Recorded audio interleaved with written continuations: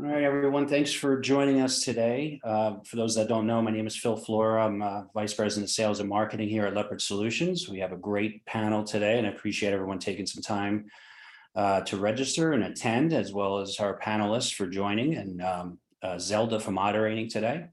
Laura putting together our research. This is our third annual look into diversity, and Laura will get into that as we go. Some quick housekeeping items. Just some upcoming events and webinars and thought leadership. I'm going to drop into the chat some items, but there's a link to our page so that folks can see some of the upcoming webinars that we're going to be doing, as well as how you can register for some of our thought leadership and follow us on LinkedIn. I'm going to drop everyone's LinkedIn page for the panelists that are on here as well, so you guys can connect with the panelists and the speakers. But I wanted to introduce our moderator today, Zelda. Thanks for taking the reins on doing that. Zelda is the founder and CEO of Owens Williams Associates. It's an executive career coaching and attorney placement firm. She has almost 20 years of sales executive and legal recruiting experience, specifically within Fortune 500 companies and outside counsel. She has successfully coached mid to senior level attorneys into top legal and non-legal senior roles at numerous corporations and law firms. She has been featured in the Wall Street Journal, New York Times, Corporate Counsel Magazine, Black Enterprise, and Essence, and has been awarded the 40 Under 40 Business Award for the by the Networking Journal. She's held some board positions at the Chaplain School and Women in E-Discovery, the Masters Conference, and the Harlem Commonwealth Council. I'm sure it's amongst other things. And Zelda, we appreciate you moderating, and I'll pass it off to you. Phil, thank you so much. Can you hear me clearly? Absolutely. Excellent, excellent. It's always good to do that first. I am so excited to have this discussion, a very timely discussion, an important discussion. And I commend you, Laura, for taking on the responsibility and the task of putting together this data that we all look to as something that's going to guide us in making really important decisions going forward. So thank you so much. I'm going to go ahead and introduce our panel. First, we have Layla Hock, who is the Chief Growth Officer at Diversity Lab. With over 15 years of experience in the legal industry, she has been a law firm associate, in-house counsel, and a coaching consultant to law firms and associates. Throughout her legal career, Layla has supported diverse legal workforces by creating and managing internship programs for candidates and taking an active role in affinity groups for women and counsel. She also has a private coaching practice to help the legal industry implement DE&I initiatives at law firms and legal departments. Welcome, Layla. Next, we have Christopher Johnson, and I believe he goes by Chris. Chris is the Chief Diversity Officer at Frost Brown Todd. He has an extensive background in diversity, education, community engagement, recruitment and retention, and strategic planning and outreach initiatives. He has presented numerous workshops and training sessions on leadership, communication, cultural competency, and DE&I. Previously, he served as Humana's Director of Diversity and Inclusion. In addition to his time as an educator and recruiter, Chris has championed various initiatives to open doors of education, opportunity, and leadership development for all. Welcome, Chris. And next we have Laura Leopard. Laura is the founder and CEO of Leopard Solutions, the largest and most accurate law firm data platform serving the legal industry with actionable intelligence and insights on over 4,200 law firms worldwide and 7,000 US corporate legal departments. Laura has spearheaded Leopard Solutions growth and development over the company's 20-year history and continues to push the envelope, designing new systems and data points for their expanding client base. Welcome, Laura, and thank you again for this opportunity. So I am going to now turn it over to Laura so that we can hear the exciting data that Leopard Solutions has compiled for us and its findings. Laura. Thank you, Zelda, and thank you all for joining us today. I'm gonna share my desktop with you. We have a lot of things to go over, but we are very excited to bring you our third diversity webinar. We have now included diversity information in our system for 3 years. And for those of you that are new to the program or new to Leopard, we have a lot of new visitors here on our webinar today. I'll just tell you a little bit about why and how we included this data in our product. So we had been asked many times to include diversity information of all types in our data, and we were always a little hesitant how we would do it, how we could be sure it would be handled properly. And then the summer of 2020 happened, and we knew we just had to do it. We had to figure it out. Firms needed to find attorneys, from underrepresented groups in order to hire them, to make their numbers better, to make it a little more equal. And we were aware of the Mansfield rule. And at that time, they had about 80 law firm members who were, pledging to increase hiring of those groups. And now they have nearly 300 law firm members, and 80 corporations are working toward their certification. And it's just a great sign that things are moving in the right direction. And we knew that a recruiting tool that included diversity information would increase the likelihood of those people being hired. So we just sort of pushed all the other projects aside and we began to work. And it was an enormous task. We determined that using probability and developing a probability score was probably the best way for us to handle this data. We collect multiple data points, and all of those data points, lead to a score that points to either, a high probability of diversity or a low probability of diversity. We're looking at their name, first and last name, where they come from, memberships, where they went to law school, where they went to undergrad school, and then actual mentions of their background in their biography. And it's important to note that we do not identify ethnicity. We really simply point out to users who might be diverse. That's what the probability does, is we're just giving you a helping hand and trying to find those people that you're looking for.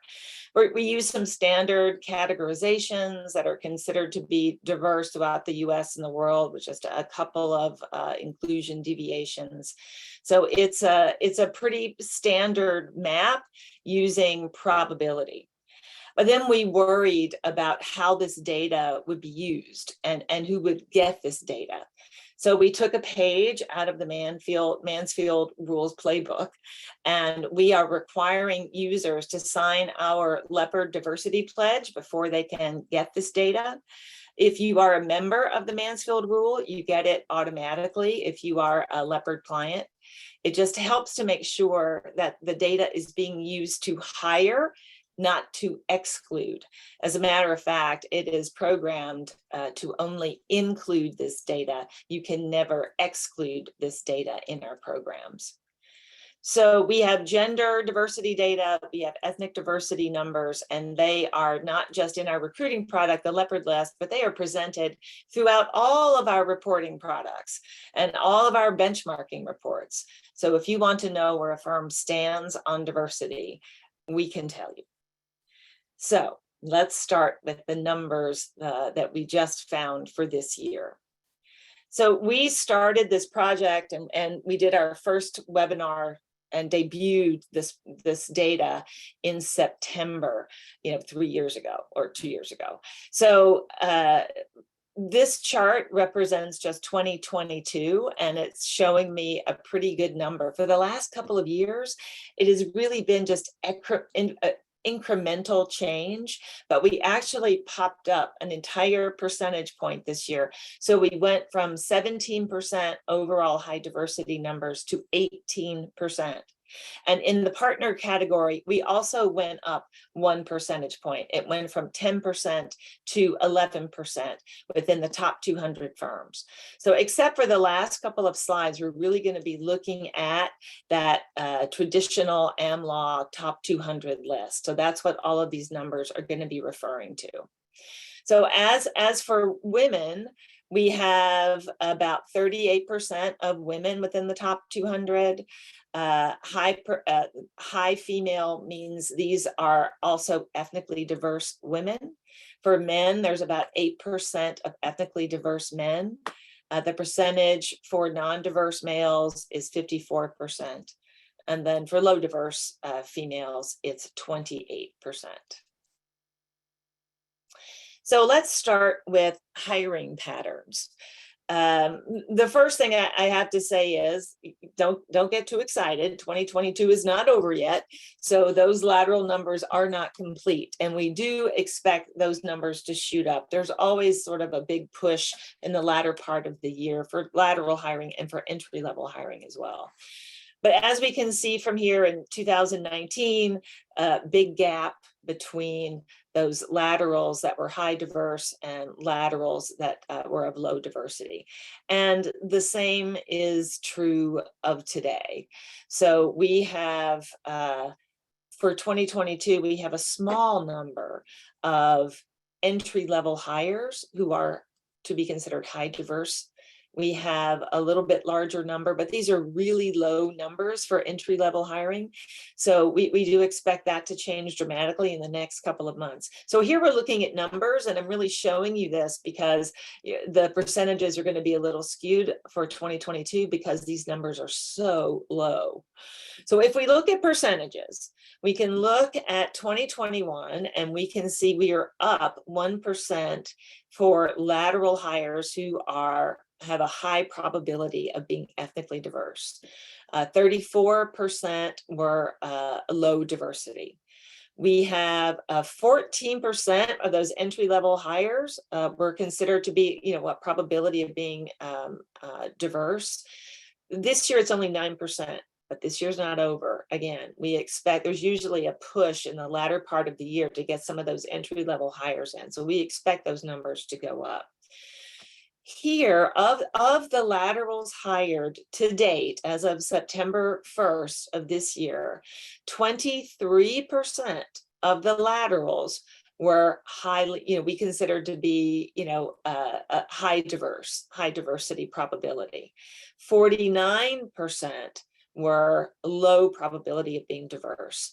The gap has actually widened a bit here. So from 2021 to 2022, it went from, I think now it's like there's a much sharper gap between that level of hiring. Even though the percentage of hiring those high diverse people is higher, the gap is actually wider. And of course, we had 14% in 2021 of those entry levels considered to be, ethnically diverse. Now it's just 9%, but this number is going to change. And we expect that number to go much higher. But here's where we are today. This gap is a little concerning. We'll see what happens in the rest of the year to see if this gap closes for those lateral hires. So then we thought we would look at entrances and exits, right? Because a lot of times attrition also plays a part in all of these numbers. So in general, for the group, associate and partner and counsel, we did see a rise of ethnically diverse attorneys working at these firms. It went from almost 5,000 to about 60, close to 6,500. Most of this happened on the associate level. So here we see a great rise in those ethnically diverse associates at these top 200 firms. Very little change on the partner level, but there was a slight rise in partners, because remember, we did see that 1% push, right? That's due to not only these numbers, but the promotion numbers as well. Slight rise on the hired side for ethnically diverse councils, 381 left. 405 came in. So this was where the growth really happened, which was on the associate level. So then we said, where did they go? After they left their top 200 firm, where did these ethnically diverse people go? Last year, 42% of them returned to a top 200 firm. So of the people that left the top 200, 42% returned. This year, only 33% have returned to a top 200 firm. All of these percentages are slightly lower, but there's still this category, which we call our unknown category. We don't know as of this moment where they've gone, but we do know they didn't go to a top 200 firm. We would have that. They didn't go to one of the 4,000 law firms we cover. We would have that. They didn't go to one of the 7,000 companies we cover. So it could be time is a factor. So by the end of the year, this number will probably go down. And when we do our year-end roundup, we'll have the end numbers. But of all the people that have left, I would say this is a bit of a concern that it dropped from 42% to 33% within the top 200. So we decided to look at numbers we didn't look at last year, and that was non-diverse men exits from the top 200. Last year, we looked at women's exits, we looked at ethnic diversity exits. So we thought, just for context, we should add this group in, and it's a little eye-opening. So in 2021, 37% went back to a top 200 firm, lower than our ethnically diverse hires, right, in 2021 that we just saw. This year, only 29% have returned to a top 200 firm. I find that incredibly interesting. Only 6% have gone into an in-house company, only 9% to another law firm that we cover. We still have a high number of unknowns. We didn't have this high a number before. That number will go down, but it's incredibly interesting that at this point, this is a much lower percentage. So percentages can sometimes skew how you look at things. So I also thought we should just look at the numbers themselves, because let's remember the numbers for those low diverse men are also far higher, right? So the percentages for the ethnically diverse folks are higher, but the sheer numbers are much larger, of course, with those non-diverse men. So in 2022, 5,915 men have left their top 200 firm. 1,714 have returned to a top 200 firm. That's at 29%.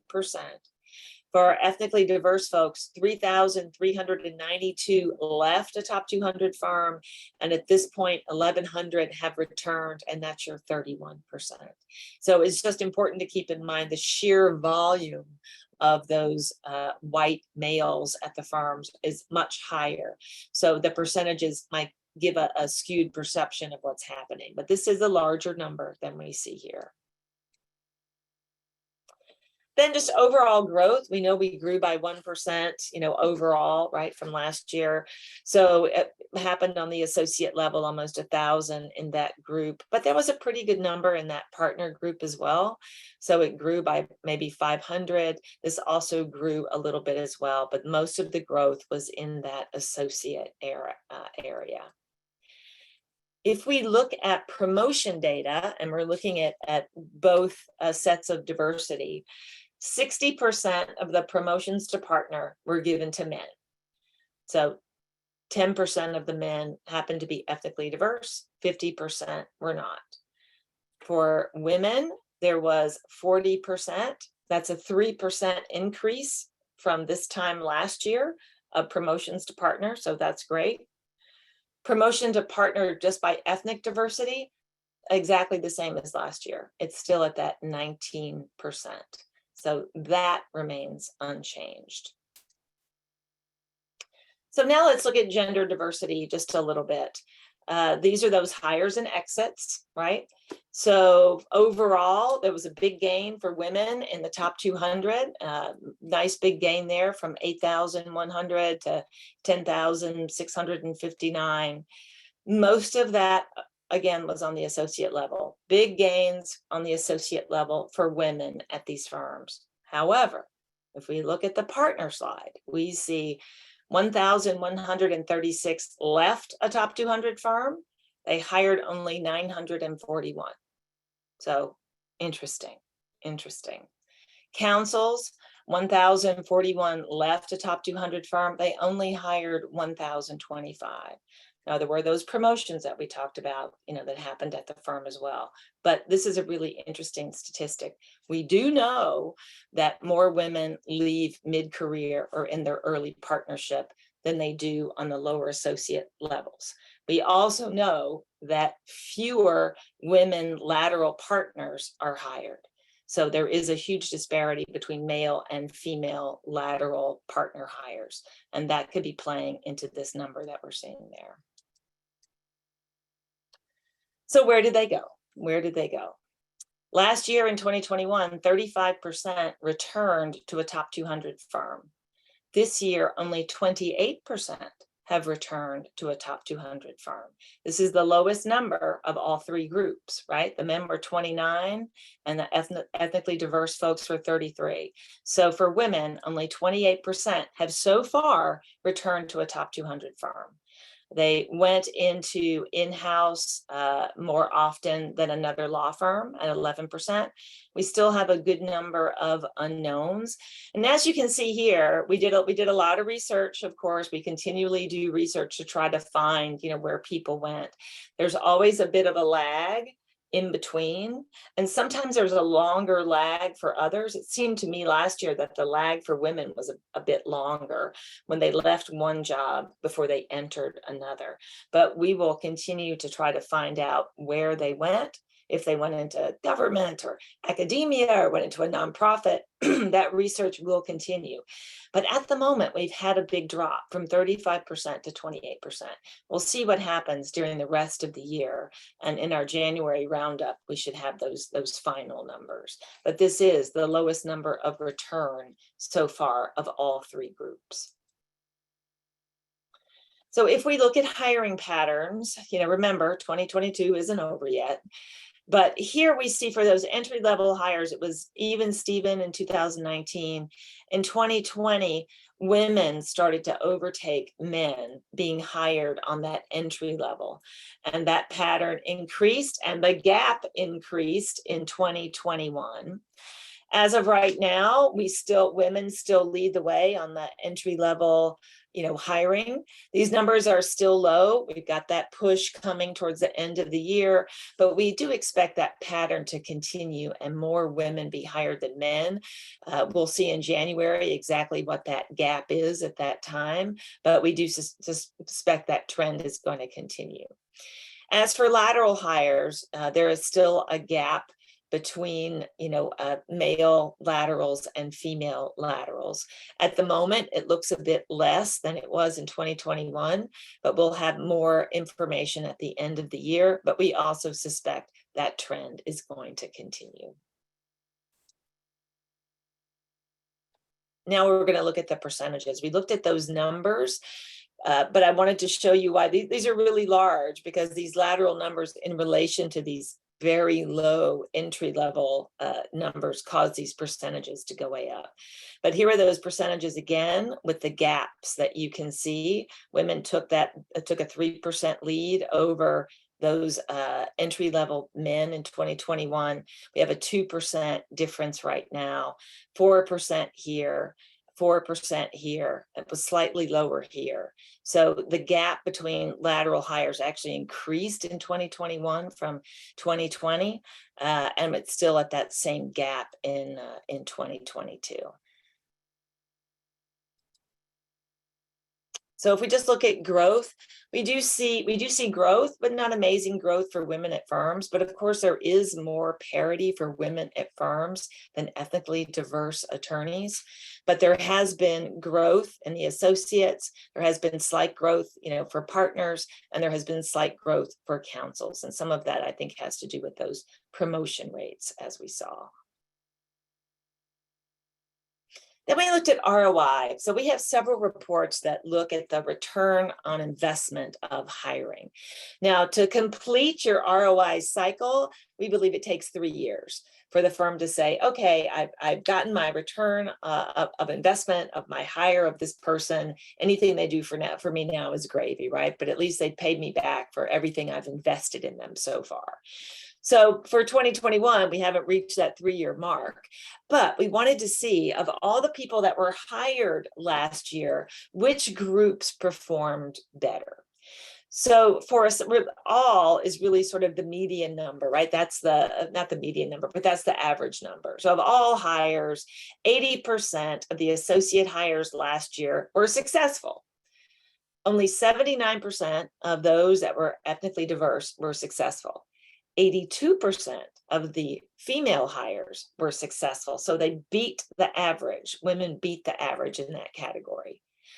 For partners, the average was 94%, and both women and ethnically diverse people were 2% lower than the average. So just not quite as good, but 92 is still a good number.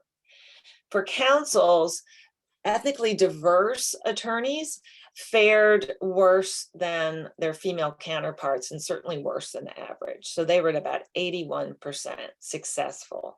84% was the average, and then women made that number. They were at 84%.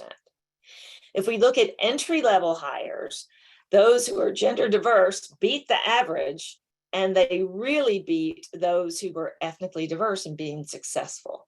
So this tells us a number of things. There's still some work that needs to be done for onboarding, ethnically diverse attorneys into their law firms. Women seem to be doing pretty well at this point in their career, right? They're being hired more out of law school. They're in greater numbers at the firm. They have an above average success rate. So that looks really good for female associates. But this shows that we have some work to do. 80% matches that lateral number. So they're at 80 and 80. So that's even. So right now there's no advantage one way or the other over entry-level hiring or lateral hiring, because that ROI at the moment is the same. Then we thought, let's take the spread of the top 200 firms and see how many gained attorneys who are ethnically diverse and how many lost them. So 63 firms gained a very small number of ethnically diverse attorneys, like from 1 to 10. The next group is 53 firms gained from 10 to 20. 21 firms gained from 20 to 30, and then 10 firms gained over that. On the other side, we have 37 firms in the top 200 who lost between 1 and 10, ethnically diverse attorneys. 9 firms lost 10 to 20, and 5 firms lost, 20 and above. For gender, we have 94 firms that experience small gains for the gender diverse attorneys. 54 firms experienced losses for gender diverse attorneys at their firm. And then we have some firms that made big gains, for gender diverse people at their firm. So we thought we would look at who has the most, like the top ethnically diverse firms in the top 200. And we have the traditional top 200 here. And then we have our own index, the Leopard Law Firm Index, which has a different group of firms because we measure on a completely different metric. You can go to our website and you can see how we score and rank firms within our system. But Fragaman is at the top, the number 1 for the top 200 grouping, number 2 in our Leopard Law Firm Index. Barry Appelman is in our top 200 Leopard Law Firm Index. They have 57% of ethnically diverse people at their firm. Fantastic number. We have Femke West in the top 200, White and Case, Cole Scott, and Hanson Bridget, rounding out those numbers. In our index, we have Femke West, Linklater's, and White and Case. And if you'll take a quick look, the numbers in the Leopard Law Firm Index for those who are ethnically diverse are higher than those that are in those traditional top 200 firms. For gender diverse numbers, in the top 200, Fragaman at the top, 68%. They're also at the top in our Leopard Law Firm Index, but then it gets a little different. Top 200, we have Littler, we have Epstein Becker, Debevoise, Ogletree Dinkins. Congratulations to all those firms for having those great numbers. In our Leopard Law Firm Index, it's Fragaman and Barry Appelman, 65%, Kabuki Draper, 56%, Littler Mendelsohn, and Withers Worldwide. Again, our number of having gender diverse folks within our system, our numbers are much higher than those numbers within the top 200. So just to put things in perspective, we just saw, great numbers, right? 67%, 53%, 59%, lots of diversity in there, right? But those are, if you look, you're looking on average, right? When you look as an average overall, the first number that we showed you was 17%. 17% ethnically diverse attorneys at the top 200 firms. But we just saw firms that had big numbers, 67, 59, 53. What makes it go all the way down to 17? Well, it's firms like this. So these firms are in the top 200. They're in the top 200. These are their diversity numbers, 5%, 6%, 7%, 8%. So those firms that have those really big diversity numbers, they are carrying the water for these firms. That's how that number got to 17%. So these firms are really dragging that percentage down because they're not going up. They're relying on those other firms to keep pushing that diversity number up. So these are the firms that we really have to look at. You can do the same thing for gender diversity right within our Firmscape program. So this is something we have to watch. So we show the ones with the highest numbers, right? So now we're going to show the firms that are the most improved, the ones that had big gains with ethnic diversity this year. So that's Arendt Fox, that's Brownstein Hyatt, that's Offit Kerman, Spencer Frame, and Winstead. So these are the growth numbers for the ethnically diverse people at their firm. Now there are different strategies to grow diversity, right? You can do a merger as Arendt Fox did. You can complete an acquisition of a firm that is completely ethnically diverse, or you can focus on lateral and entry-level growth. We're just looking for growth overall. And we're looking at those firms that have those low diversity numbers to start climbing. It would be great to see some of those firms in this chart here, that they've really increased their numbers. And cheers to those who did increase this year. So this is our report for 2022 for ethnic and gender diversity within the top 200 and some insight into the Leopard Law Firm Index as well. And back to you, Zelda.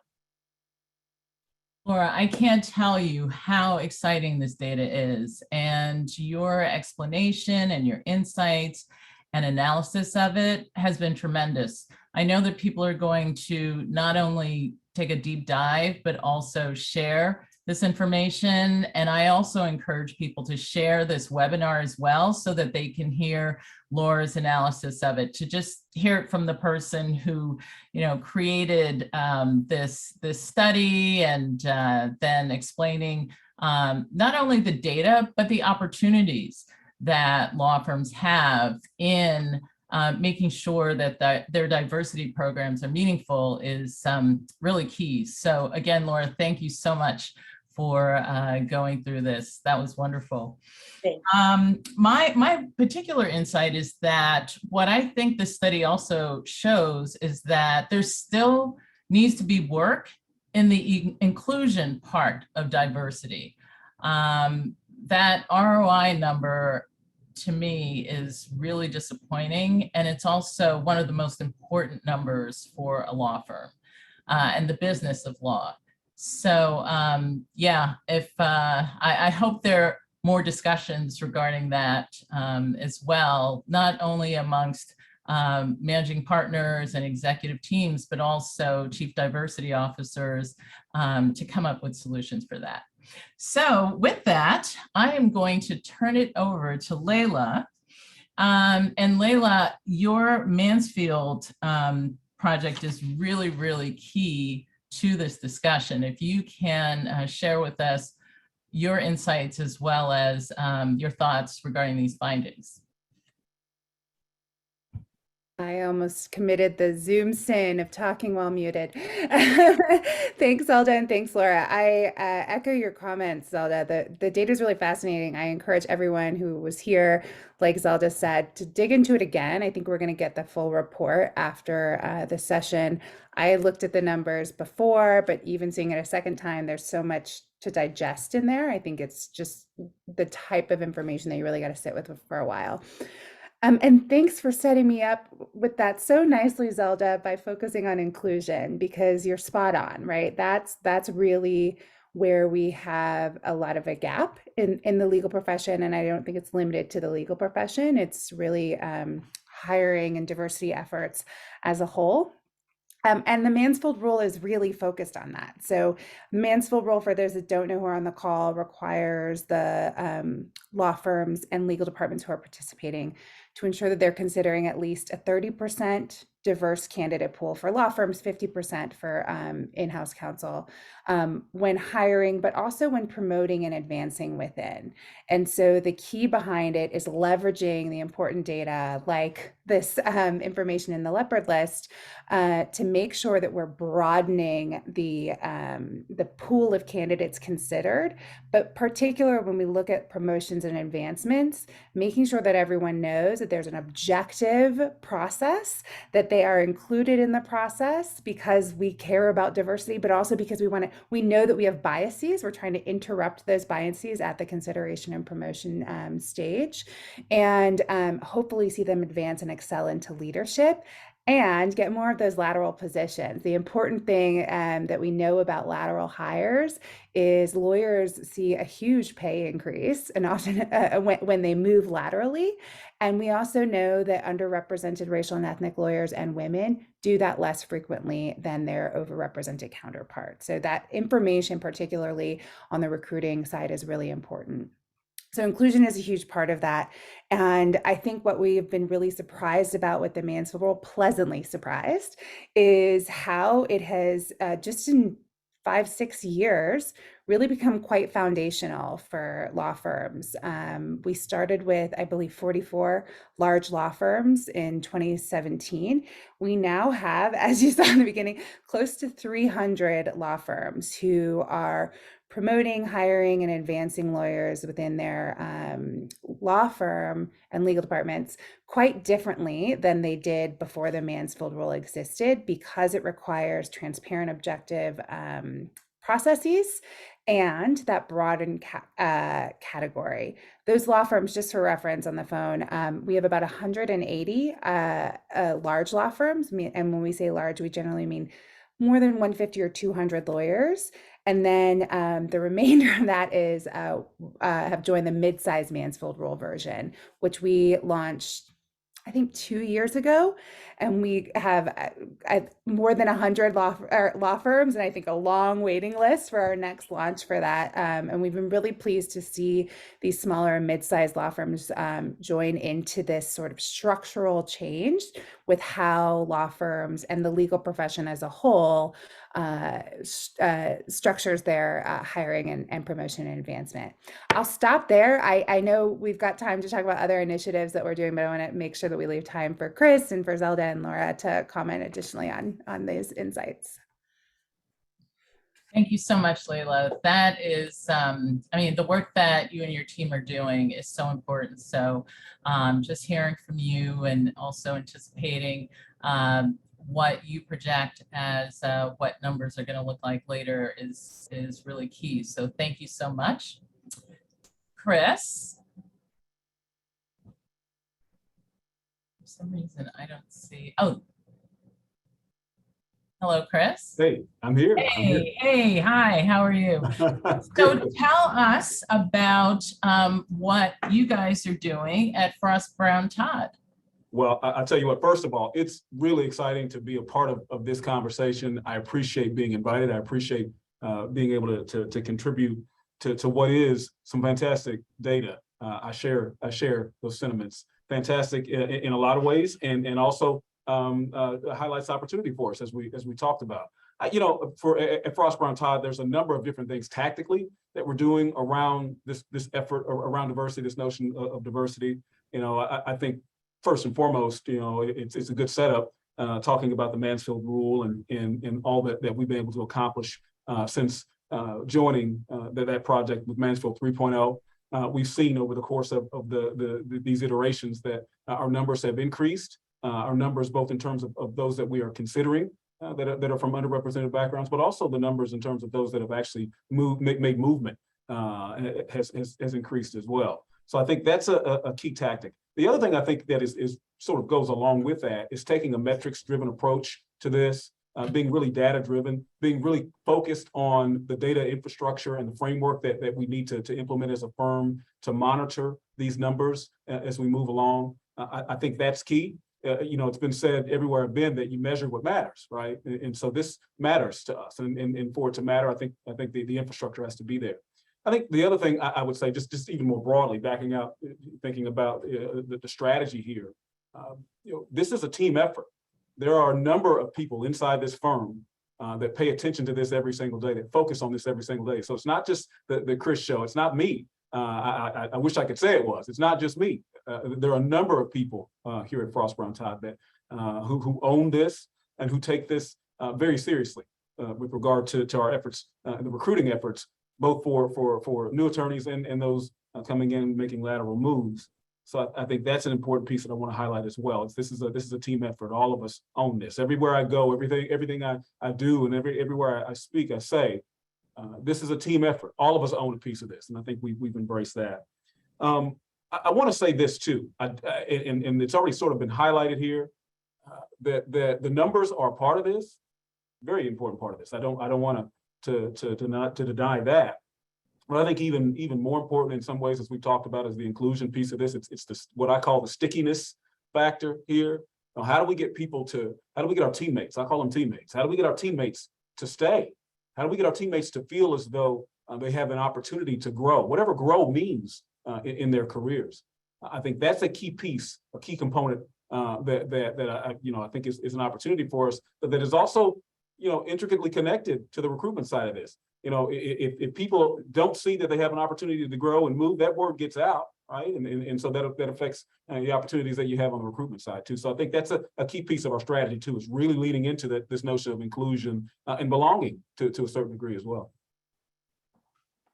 Excellent, excellent. No, that is very hopeful to hear, Chris, because it's one thing to compile all of this information, but to actually put it to action and to make changes based on the empirical data, I think is something that is a responsibility of law firms, quite honestly, as well as you know, setting a good plan in place for that. So that is tremendous.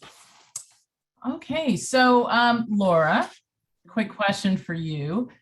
I know that your brain is just filled with all of this data, and like I said before, your insights and your analysis is really key. So if you were to speak to a management committee when thinking about diversity and its impact on the law firm, what would be the first thing you would tell them to make positive change? I would tell them to watch their wallet.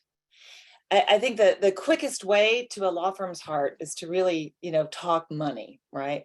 Yes. So if we talk money about ROI and return on investment, that's money that money that they're losing from people walking out the door spends just the same as money that comes in the door, you know, for work, a work product, right? But then there's also something else they have to consider, and that is similar with the 80 companies that have signed up to work with the Mansfield rule. You're going to have clients demand that your firm be more diverse before they're going to work with you. Mhm. And it's not just numbers, it's also making sure that case credit is being assigned appropriately, like the origination credit, so that everyone is being compensated fairly. You know, I've emailed back and forth with some leaders in some top Fortune 100 companies, and it is of high importance to them that that work origination credit and the work credit is assigned correctly and appropriately. And it's also very important to them to see those numbers, because they want law firms that they work with to match their own commitment to diversity.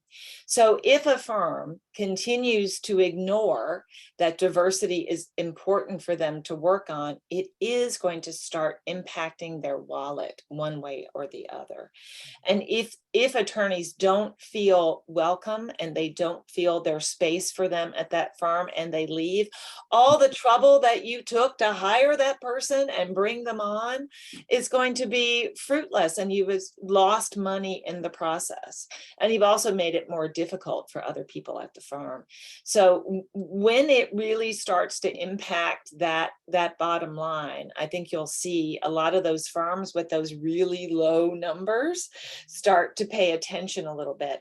And it's kind of sad to me that it's going to require clients to demand this change. You know, for hiring women, for getting women into partnership, for hiring any underrepresented group and helping them be successful at your firm, that should be something every firm would like to do, because that's going to help them overall succeed, right? It's a choice. It's a decision that they make, and then they have to put effort behind it. But what we're seeing is that clients are going to have to drag firms across that line by really demanding that they meet, you know, the things that they're looking for. So that'll take a little bit longer, but I do hope you see firms really, you know, wake up and decide that it's good business to have, you know, underrepresented groups working at their firm. It's good business to have them in partnership. And it's good overall for the firm, because you also get other lines of thought. You get when you have more diverse people in a room giving opinions, you have a lot more opinions to choose from, right? So it's a good business decision, and I hope more firms will recognize that. Yes, I believe there's a Harvard Business Review article that contains a study that shows that diversity is just not only good business from an ethical perspective, but also from a financial perspective. So Laura, you're absolutely right. There's so much evidence to show that as well. Chris, we actually have a question from the audience. And I think it's best for you to answer. It says, can DEI communication language help with recruitment of gender and ethnically diverse lawyers? Can DEI recruitment language help with recruitment? Communication recruitment, right. So communication language, sorry. So not just in a recruitment context, but I guess in the firm's marketing, on its website, yes, social media. Do you think people would respond by wanting to work at the firm?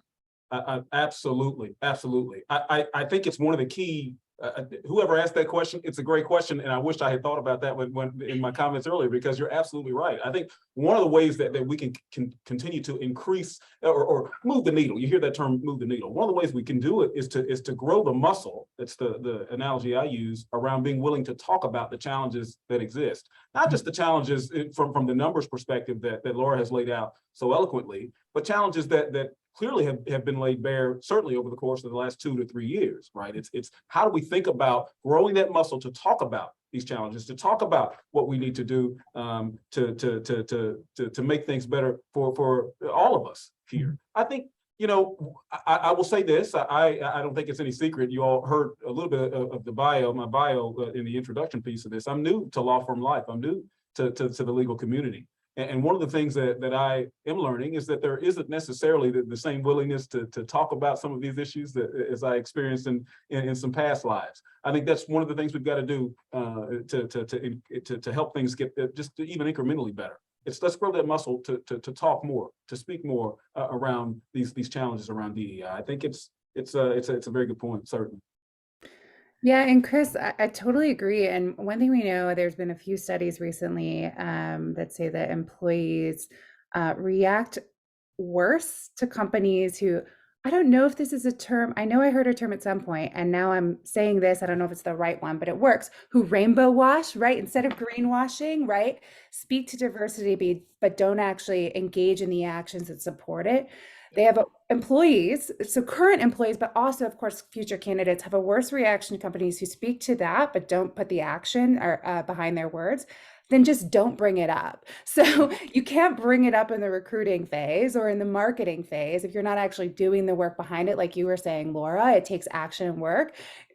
People are smart, right? We all know that this can be a marketing ploy, and it comes through if it's not addressed in really every part of your communication, be it business development, marketing, recruitment, and of course with your internal employees. That's one thing actually we've seen a little shockingly with the Mansfield role firms is they're talking about this with their clients, they're talking about this with their marketing teams, and they're forgetting to tell the lawyers who work there that they're doing this and how their actions have changed. So don't forget about your current employees on that retention piece, because it really does help communicate inclusion. But you can't just put the words out there once or twice and say we checked that box. Totally agree. Zelda, there's one more thing I'd say on that. I just piggybacking on what Layla said, that she's exactly right. This inclusion piece, this notion of again, the word stickiness that I love to use, it's intricately connected as well to how we communicate and how we articulate our values. But to Layla's point, said differently, how we live those values,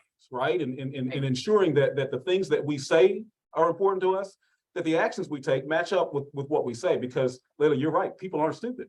Our clients aren't stupid either. They wouldn't be our clients, you know. And so I think there are challenges. Well, I'll say it this way: I think there are opportunities for us to think differently about the way that we communicate, about what we say, being smart about it, being be careful because I understand that there's that piece of it too. But I love the point you made, Layla, around.